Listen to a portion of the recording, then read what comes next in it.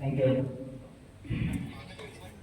ఈరోజు రాయపూర్ మండలం కార్యవర్గ సమావేశానికి చీఫ్ గెస్ట్గా ఇచ్చేసినటువంటి జిల్లా పార్టీ ప్రధాన కార్యదర్శి విభూషణ్ అన్న గారికి మరియు జిల్లా పార్టీ ప్రధాన అధికార ప్రతినిధి రవీందర్ రెడ్డి అన్న గారికి, మండల పార్టీ అధ్యక్షులు రాజారావు గారికి మరియు పార్టీ అధ్యక్షులు వెంకటరావు గారికి, మెదక్ పార్లమెంట్ స్థానం ఎస్సీ మోర్చా ఇన్ఛార్జ్ మంత్రి సామన్న గారికి మరియు చందన్న గారికి,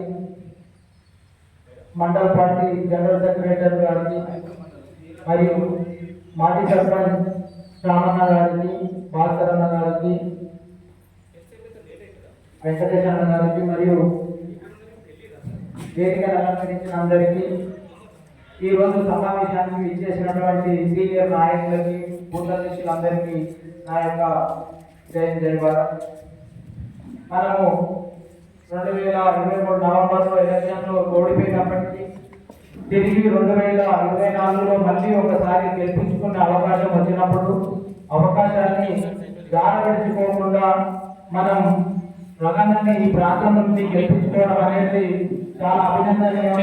మరియు గెలిపించిన ప్రజలందరికీ కూడా వారికి కృతజ్ఞతలు.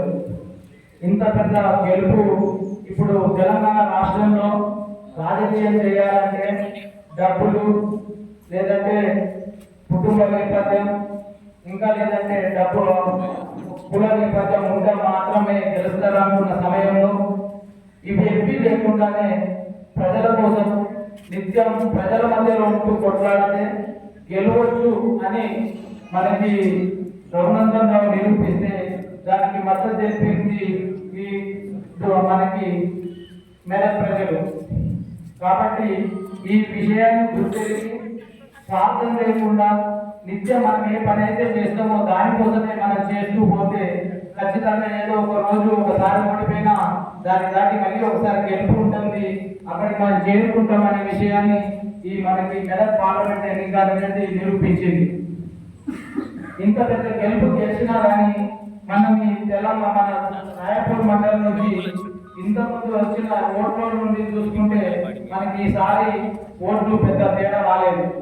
ఎందుకు ఈ విషయం నేను చెప్తున్నానంటే, ఫస్ట్ మనం ఉన్నదానికి అడిషనల్ గా చాలా మంది వివిధ పార్టీలలో వివిధ హోదాల్లో పనిచేసి ఇక్కడికి వచ్చినప్పటికీ 1+1 కావాలి కానీ అది ఒకటిగానే అయిపోయింది. ఎందుకు ఆ ఒకటి కాడ అయిపోయింది అనే విషయాన్ని మనం అందరం ఆత్మ పరిశీలన చేసుకున్నట్లయితే ఇక ముందు రాబోయే ఎలక్షన్లో లేదంటే రాజకీయంలో మనం ముందుకు పోవడానికి మన పార్టీ ఇంకా అభివృద్ధి చెందడానికి అనేది సాధ్యమవుతుంది.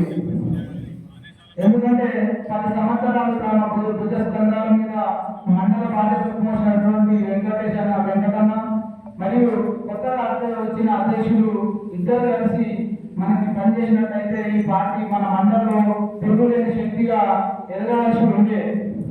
కానీ కారణాలు ఏమైనా కావచ్చు, కానీ పార్టీ మాత్రం ఎక్కడేసిన బొమ్మడి అక్కడ లాగానే ఆయన విషయాన్ని మనం మనస్ఫూర్తిగా పరిశీలన చేసుకోవాల్సిన అవసరం ఉందని నేను జిల్లా పార్టీ జనరల్ సెక్రటరీ గారు ఈ విషయాన్ని కొంచెం గమనించి మా లోటుపాట్లను మాకు చెప్పి దీన్ని ముందు తీసుకెళ్లాలని కోరుకుంటున్నాను. ఎందుకంటే రాబోయే కాలం ఈ 2-3 నెలల్లో మనకి వరుసగా స్థానిక సంస్థల ఎన్నికలు అనేవి ఉంటున్నాయి. కాబట్టి వాటిని గెలిపించుకోవాలంటే కార్యకర్తల మధ్యలో సభ్యత అనేది అవసరం. ఎవరికి వారే ఏమైనా తీరే అన్నట్టుగా ఏ ఊర్లో వాళ్ళు నేను సర్పంచ్ అంటే నేను సర్పంచ్ అని ఎవరు వాళ్ళు ప్రకటించుకొని ముందుకు పోయినట్టయితే అక్కడ ప్రకటించుకున్నైనా గెలవడు, ఇక్కడ వేరే నుండి వస్తున్నైనా గెలవడు. అందుకని చెప్పేసి పార్టీ ఒక కమిటీలాగా ఏర్పరిచి ఏ ఊరికి పోయి ప్రజలు మెజార్టీ ఎవరిని కోరుకుంటే వారికే మద్దతు ఇచ్చేసి మనం అందరం పార్టీ జెండా కింద పార్టీ సిద్ధాంతాల మీద కట్టుబడి మనం ముందుకు పోయినట్టయితే గెలిపించుకోవడానికి అవకాశం ఉంటుంది.